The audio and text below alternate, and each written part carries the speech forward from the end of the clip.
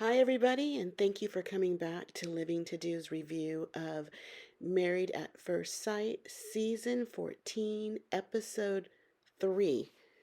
Beantown Wedding Throwdown is the name of the episode. We see all the weddings in this episode. They've all gone down the aisle. We're going to start off with reviewing the first couple that got married this evening, which was Noy and Steve. Uh, I thought they were attracted to one another when they met at the aisle, down the aisle, or at the altar, and they had interesting vows, but I thought it was really funny that she found out at the altar what her new name is going to be, and Noy's name is going to be Moy. So she's Noy Moy. I don't know if she likes that. She kind of turned up her nose a little bit, and I'm thinking, is she going to hyphenate that name or not take the name at all? Um, or just go by Noy Moy? Maybe she thinks that's cute. I mean, maybe it will grow on her. What I noticed about them when they got married, after they got married, they're walking down the aisle. They didn't hold hands. Um, and I think almost all the couples hold hands. We'll get to Alyssa and Steve, and they held hands. But this couple didn't hold hands down the aisle. But Steve, he's very sweet. He had a second ring for Noy, and it was a ring pop ring, which is cute. And she liked that too. It's just cute. I mean, guys don't really have great ideas or don't do anything spectacular, but to me that was just a cute, funny gesture, just to kind of break the ice, maybe. Um, After the wedding, I guess they wanted to go back into their reception um, with some garments. Were actually Noy wanted to do this. She wanted to put on the garments from her home country of Laos, and she put on this drape this thing over Steve for her from her country, and he did it. She asked him, and he was willing to do it. He seemed to be not annoyed by this request. It does look a little silly, but he did it anyway. He's a great. I think he's a good sport. That's what he comes off to me as, a good sport. They did slow dance, which was awkward. He's really tall, she's little, but she put her arms around his waist like it was a sixth grade dance. She should have had one of her arms on his shoulder. It would have just looked better. Um, they did get around to asking what they did for a living, and she found out that he doesn't work. But she seems to think it sounds temporary. I guess because of the field that he's in, that he is able to get work at some point. So it sounds temporary for her. I hope it is, and it's not going to be an issue. Um, and Noy's brother spoke to Steve on that, meet the family, and her brother with the red hair spoke to Steve, and he wanted to know if something was going to happen between them before they woke up in the morning. How is that? How are people comfortable asking that? I just would never. Um, so they just had a normal wedding. It seemed pleasant enough. The family seemed to get along. They I think they rode away after the wedding to the hotel in a carriage anyway. I think it was a horse and carriage, but a white carriage, which was pretty and fitting for them. I thought it was lovely. Um, but uneventful. I like them a lot, but I don't have too much to say about them. The next couple we'll talk about that came down the aisle, the last couple that we saw come down the aisle, was Alyssa and Steve. Um, you know, I'm sorry, not Alyssa and Steve. I'm going to get these names correct. Alyssa and Chris. Um, we see Chris getting ready with his groomsmen. Um, they're talking about big spoon, little spoon, I guess cuddling in bed. And Chris said a real man has to be comfortable with being the big spoon or the little spoon. One of their groomsmen mentioned pink, and he mentioned that got comfortable in pink. Later, he talks with Alyssa, and he's comfortable with sparkles. Yeah, Chris. Anyway, um, one thing Chris did that we saw, and we didn't see with the other couples, is that he gave a note before the wedding. You know, most years they give a gift, they exchange gifts. They didn't show it if they did do it this year, and Chris did give a note. It was a lovely note that Alyssa read amongst her, I guess, her bridesmaid, and it was really sweet. Everybody thought, that was a sweet gesture, and what was said was very sweet. Uh, they were all seemed optimistic at that point. We see Alyssa walk down the aisle in her gold boots, her bold choice of boots with her wedding dress, those gold cowboy boots. hmm She mentioned with her friends and everything that, one thing that was important to her is that he had to have nice teeth. And then I start checking out Chris's teeth, and I don't think they're going to be up to Alyssa's standards, unfortunately. Um, they just won't. Um, yeah. In fact, when she met him or during the vows, they read what the family has prepared, and they say that not Melissa, Alyssa wears her face will say it all when she's feeling something, and she'll have a lot of facial expressions.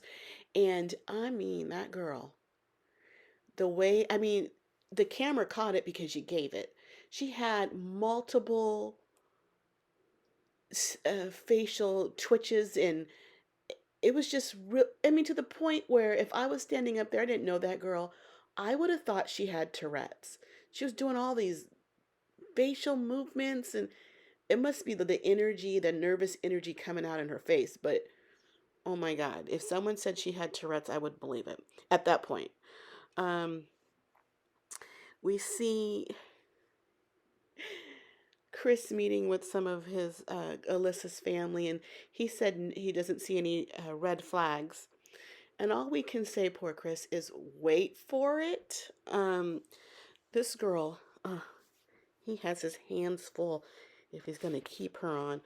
Um, Alyssa talked to his groomsmen and found a little bit about him, that he's condescending and not to take it personally. It's his way of teaching. I thought that Chris's friends, there was three of them, are a lot like Chris. I can see why this group of guys gets along.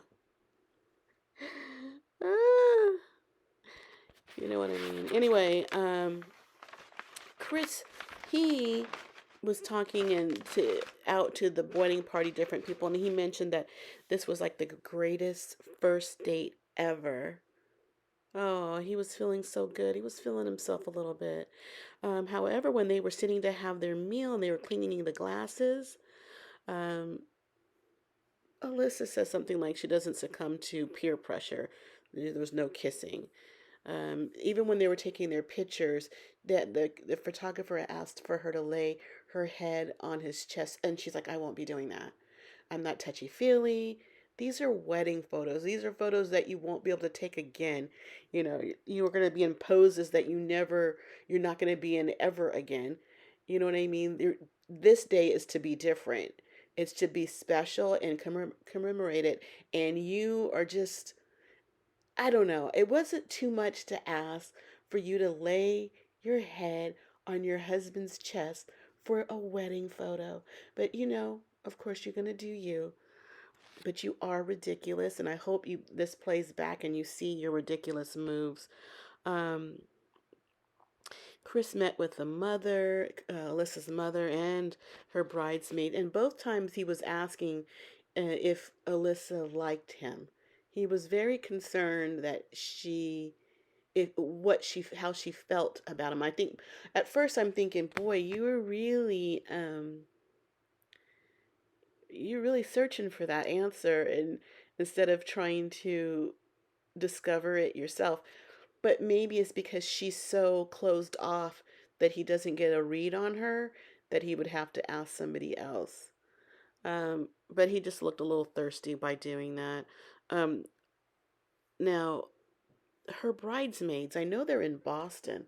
I don't know if these are local girls because they sounded like Valley girls, talking in unison and just really giddy, immature sounding. But I just couldn't believe it. I was expecting more of a Boston accent. They sound like Valley girls.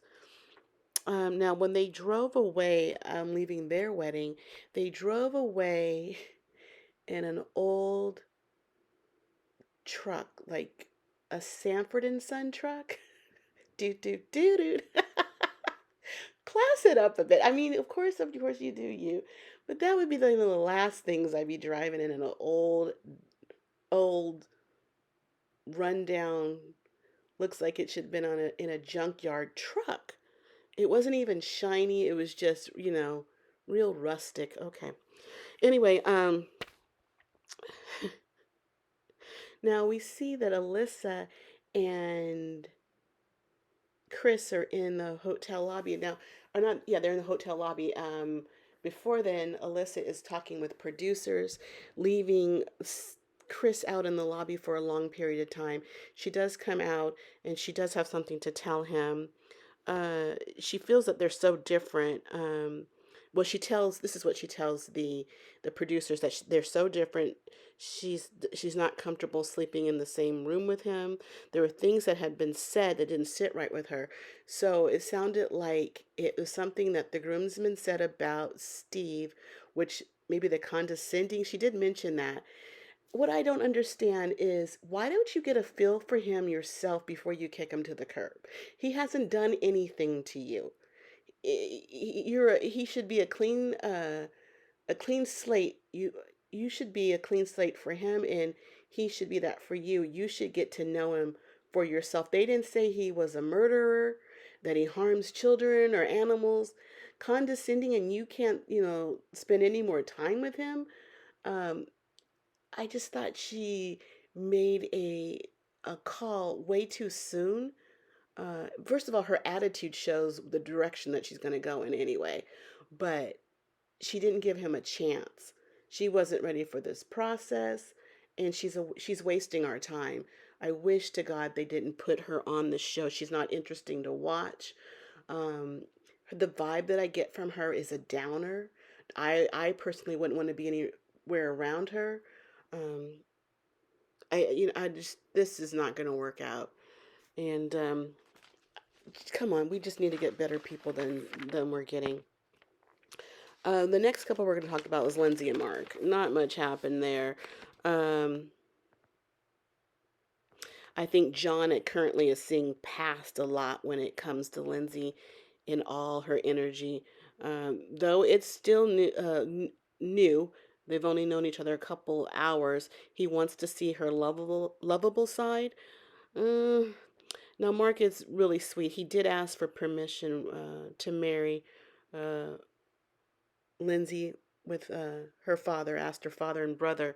And I thought that was sweet. I think he's a good guy and he has values. I think he could be like carry out traditions. In fact, he wanted to keep up that family tradition of asking for someone's hand in marriage.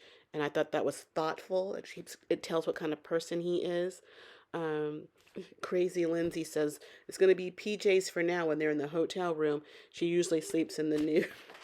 I bet she do. She reminds me a lot of Elizabeth and Jamie, that couple. She reminds me of Elizabeth. I thought was too much, and somehow she held on to her husband, who was seemed to be totally opposite than her, and they're still together. So maybe these people have half a chance. Um, when they drove away from the venue of their wedding to the hotel, Lindsey had her head in uh, Mark's lap, so she felt comfortable. Lindsey would feel comfortable around anybody. Um, she had a lot of drinking, and they did get into their rooms, and he was cuddling with her, but she said she was sleepy. And I bet she was. She had a long day and all that liquor. Um, so we'll see how they fare in the next coming episodes. Okay, so the next couple we'll talk about is Jasmina and Michael. Um, Michael, he tells Jasmina that he does work long hours, that he wakes up at 4 a.m. and he's home like at 7:30 p.m. Um, I'm not sure what he does. I didn't catch that, but even on Saturdays he has a couple of clients. So I'm like, huh. He stays busy because he did say he goes to bed rather early, 8:39. Um, so this guy has no life. That's probably why he doesn't watch too much TV. He said in the previous episode, he stays busy. Um, Jasmina met with Michael's sisters, and they pinned the breast cancer pin in honor of their mother who died of breast cancer on Jasmina's wedding gown, and I thought that was sweet. I'm also glad they did it after the wedding, you know. Let her have her day, her photos, but they still honored um, their mother, and she honored her mother-in-law that she'll never meet, unfortunately. Um, Michael meets with Jasmina's mother and father. I think his name was Kingsley, and her mother is Beverly. Now, this is her stepmother that she sees as her real mother, and this is her stepmother's new husband, so her stepdad. Anyway, um, uh, they had a serious conversation. Nobody was really smiling, but yeah, it was just real talk there. Um, and Kingsley, being a good father, stepfather or not, he says, "Don't bully her, or you will have to talk to me." And I kind of like that. I like to know, I like these guys to know that you just can't run over these girls and do anything you want to them, and there's no repercussions, there's no consequences, there's no one to that will get in your face about that. I always kind of like that. People need to know that you got to watch yourself at all times, and um, I thought they were just rather cute couple, Jasmina and Michael. So hopefully there will be no bullying. He's very mild mannered, and I think he might be a lot like her stepfather, where the quiet type. Um, they do go to their hotel room for their first night. Everybody has flowers on their beds. Most people, yeah, everybody had flowers on their bed. We didn't see Alyssa, of course, because she didn't make it there. Jasmina likes to cuddle. Wasn't sure if Michael liked to cuddle, but I think he did with her. Um, I think he's a gentleman. He's gonna do whatever she's comfortable with, which is good. So, lastly, let's talk about Katina and Elijah Wan. They seem to be very attracted to one another. Um,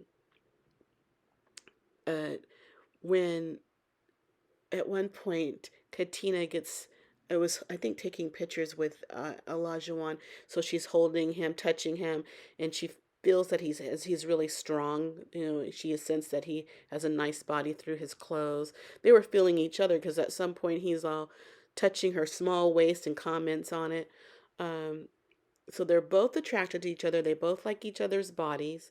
They both are in agreement in when they want to have children. 2 to 3 years, they decided. They had a lot of kissing. He even asked her if it was too much kissing. Um, they seemed to have a good time. When they cut their cake, she smashed a little bit in his face, like some people do at their weddings. We find out that Katina is a retirement counselor for the state, and somehow, some way, she mentioned that Elijah Wan works for the state. Uh, I guess that's Boston, Massachusetts. After the wedding, Olajuwon meets with Beverly. Beverly is Katina's mother. But when he talks to her, he talks about Katina, uh, addressing her or telling her, speaking of her using the wrong name. He called her Katrina. Katina's mother quickly corrected him with that. Uh, um, Elijah Wan, I guess Beverly, Katina's mother, was trying to get a handle on Elijah Wan's name, and he mentioned that his Irish mother named him, and that his father is Nigerian. He also mentioned that he had ADHD. uh, Katina's mother asked, "Are you on meds? Are you on medication?" And he said yes.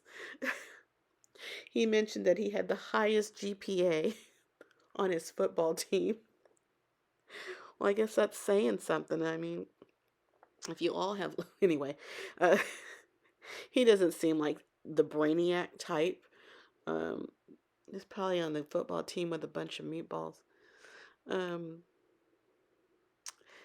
uh, when they were, I guess, when you pull the garter out down your bride's leg, he was dancing. Elijah Wan was dancing while Katina was sitting in a chair.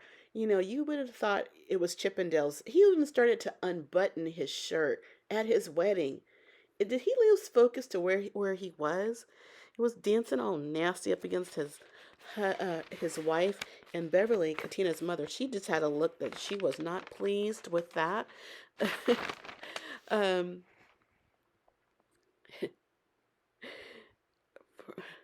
so Katina was talking to her bridesmaid, and or was it her bride? I think it was yeah, her bridesmaids, and they asked about if she was going to consummate her marriage, and she said there's going to be like no sex for a month. She already knows that going in. I wonder with all this sexual attention if that's going to hold. They might be the first to consummate their marriage because they're the ones who are truly seemed attracted to one another. And I think one of her bridesmaids says, "Oh, he's gonna put his face in it," and I'm just like, these people, the things that these you think about, and whatever you think about doesn't need to be said. And at the same time, Elijah Wan tells his groomsmen that if it's on if she lets me, and of course it's on if she lets you.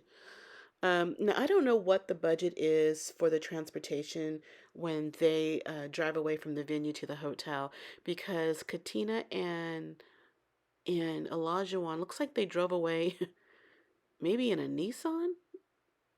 Was that a Nissan Rogue? Or it just looked like a Nissan car emblem in the back.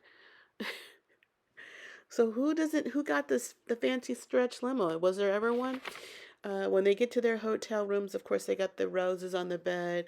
Um, at first, we just see Elijah Wan in boxers. He didn't have a shirt on. Later, we see that he puts the shirt on, and they do pan to a bowl of condoms in their room. I don't know if they did that with the other couples, but they definitely did that with Elijah Wan. Yeah, that's just the theme of what's happening in that room. He would pounce on his wife right now. He's just that way. Um, but that was it for the weddings. They do show the excerpts of the upcoming episodes, and looks like Elijah Wan is in Katina's face. Something about she's his wife, and he's yelling this. I don't know. That's unacceptable to me. You yell at me like that. That must be for an acting role, because you would not yell at me like that. So it's going to be interesting to see that. We see Mark is not going to be too happy with Lindsey somehow, some way, and Krista and Alyssa, I don't know. I don't know about that couple, but we'll see. We'll see. I have to say that I wasn't moved. This is usually one of my favorite episodes, is the wedding and them meeting for the first time. I wasn't feeling anything for these people. I'm rooting for Jasmina and Michael the most. I think they're the ones, and out of all five, that have a real shot at this. But everybody else, I wasn't moved by them at all. So if I'm not moved right now, usually there's a high, and then you go downhill from there. But it's been really flat so far this season. Um, I don't want made up scenarios of fighting or whatnot. I'd rather see them really try to get to know one another, like Jasmina and Michael. Um, I'm liking that. I want to see more of that. Hopefully, uh, maybe these experts or whoever's involved with the picking of these people, if we just tell them, everyone, get more excited about the good couples, the less drama, the ones that are here for the right reasons, instead of all this drama filled crap. It's just boring at this point. But that is for now. Um, I hope that you guys could come back and listen to the rest of the series. I will be doing the rest of the series of season 14. So if you could come back, if you could subscribe and like and share this video, I would appreciate it. And I thank you in advance. But I have to get going because now I have living to do. Good night.